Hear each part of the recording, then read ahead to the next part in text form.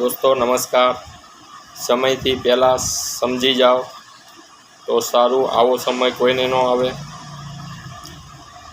એક વિડીયો હું જો યુટ્યુબમાં મેં જોયો હતો, આજે તમને શેર કરું છું કે આટલો સમય ક્યારે પણ ન આવે, ભગવાન કરે કોઈને ન આવે। તમે એકવાર એ વિડીયો જરૂર જોજો, પછી મને વોટ્સઅપ તમને નંબર આપેલો જ છે। जय माता जी, जय श्री कृष्ण, जय RCM। आज सबसे पहले मैं आपको गोवा के एक छोटे से गांव से आई एक कहानी सुनाना चाहता हूं और ये कहानी आप ध्यान से सुनिएगा। यहाँ 10वीं क्लास में पढ़ने वाले एक 16 साल के लड़के के मोबाइल फोन की स्क्रीन टूट गई। वो लड़का इसी मोबाइल फोन पर अपनी ऑनलाइन क्लासेस लिया करता था।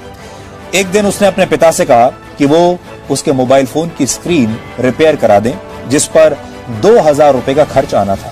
लेकिन लॉकडाउन की वजह से उस लड़के के पिता के पास कई महीनों से रोजगार नहीं था और वो इतना पैसा खर्च करने की स्थिति में थे नहीं। इस पर पिता और पुत्र के बीच थोड़ी बहस शुरू हुई और पिता ने अपने पुत्र का उसकी कमीज का कॉलर पकड़ लिया। बेटे ने कहा कि मेरा कॉलर छोड़ दीजिए, क्योंकि मेरे पास सिर्फ एक यही अच्छी शर्ट बची है, यानी एक ही कमीज बची है। और उसने अपनी शर्ट उतार कर कहा कि आप चाहें तो अब मुझे पीट सकते हैं। पिता के हाथ कांप गए और पिता ने कहा, ऐसा सोचा कि मैं पैसों का इंतजाम करके अपने बेटे से पिता ने कहा कि मैं तुम्हारा मोबाइल फोन किसी ना किसी तरीके से ठीक करा दूंगा, क्योंकि अभी मेरे पास सिर्फ 500 रुपए ही हैं और इस 500 रुपए से मुझे घर के लिए खाना खरीदना है, चावल खरीदने हैं। लेकिन इस एक घटना ने पिता और पुत्र समेत पूरे परिवार को तोड़ दिया।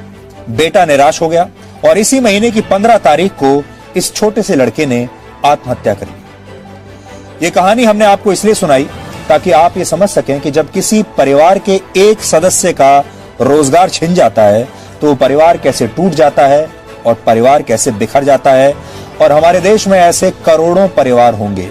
सबसे बड़ी बात यह है कि टीवी पर, मीडिया में इसके बारे में कोई बात क्यों नहीं कर रहा।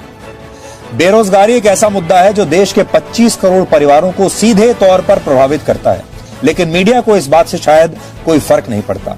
आपको ऐसी खबरें तो दिखाई जाती हैं जो आपका समय बर्बाद करती हैं, आपका मनोरंजन करती हैं, आपको रियलिटी एंटरटेनमेंट दिखाती हैं। लेकिन हम इस सोच को बदलना चाहते हैं और इस बदलाव की शुरुआत हम अपने आप से करना चाहते हैं। और आप जानते हैं, सारे न्यूज चैनल्स टीआरपी के पीछे ही तो भागते हैं और टीआरपी लेने के लिए ही तो आपको इस तरह के कार्यक्रम दिखाते हैं, इस तरह के डिबेट दिखाते हैं जिनको सुनकर आपके कान के पर्दे फट जाएं। रोजगार का मुद्दा, नौकरी का मुद्दा, ज्यादातर लोग रोजगार से संबंधित खबरें देखना चाहते हैं और ये जानना चाहते हैं कि उन्हें नौकरी कैसे मिल सकती है और कहां मिल सकती है, क्योंकि ये कोरोना संकट के बाद अब अगला बड़ा संकट यही है। हमने इस पर बहुत विचार किया और सोचा कि हम इस बारे में आपकी क्या मदद कर सकते हैं, सूचना देने में क्या मदद कर सकते हैं, क्योंकि मीडिया का जो पहला काम होता है वो होता है आप तक सही सूचना पहुंचाना और देश के युवाओं को यह बताएगा कि नौकरियों के क्षेत्र में उनके लिए कहां और कितने अवसर इस समय उपलब्ध हैं। रोजगार की कमी ने इस देश के लाखों परिवारों को कैसे तोड़कर रख दिया है, उससे जुड़े आंकड़े देखकर आप इस देश के लोगों की सोच आज बदल जाएगी। क्या आप जानते हैं, भारत में हर दिन 10 लोग सिर्फ इसलिए आत्महत्या कर लेते हैं क्योंकि उनके पास नौकरी नहीं है। रोजगार के अभाव में आत्महत्या करने वालों में औसतन 9 पुरुष और 1 महिला होती है। अकेले वर्ष 2018 में 12,000 से ज्यादा लोगों ने रोजगार न मिल पाने की वजह से आत्महत्या कर ली थी। भारत में वर्ष 2019 में, यानी पिछले साल, कुल 1,39,000 लोगों ने आत्महत्या की थी और इनमें से 10% से ज्यादा लोग बेरोजगार थे। 2019 में ही भारत में 10,000 किसानों ने भी फसल खराब होने और कर्ज के दबाव में आत्महत्या कर ली थी। अब आप सोच सकते हैं इन सारे लोगों के परिवार कैसे टूट चुके होंगे। और यहाँ ये सब हम आपको वो लोगों के बारे में बता रहे हैं जिन्होंने आत्महत्या कर ली।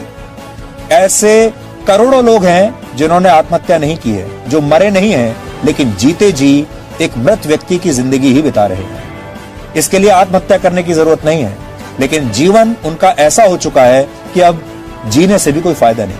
अगर आप इस आंकड़े को पिछले 10 वर्षों के नजरिए से देखेंगे तो पता चलेगा कि 10 साल में करीब 2 लाख से ज्यादा युवा और किसान कमाई का जरिया न होने की वजह से आत्महत्या कर चुके हैं। अब आप सोचिए, पूरा देश ये तो जानना चाहता है कि सुशांत सिंह राजपूत की मौत कैसे हुई। हमें इसमें कोई आपत्ति नहीं है, जानना चाहिए।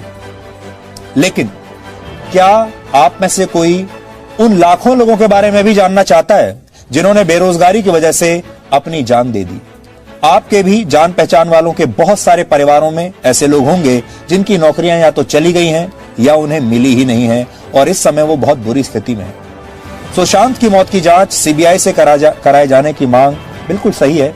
मांग तो उठती है कि सुशांत की मौत की जांच सीबीआई करे, लेकिन कितने लोग हैं जो बेरोजगारी की वजह से होने वाली मौतों की भी कोई जांच कराना चाहेंगे? कितने लोग हैं जो बेरोजगारों की आत्महत्या के मुद्दे को सोशल मीडिया पर हर रोज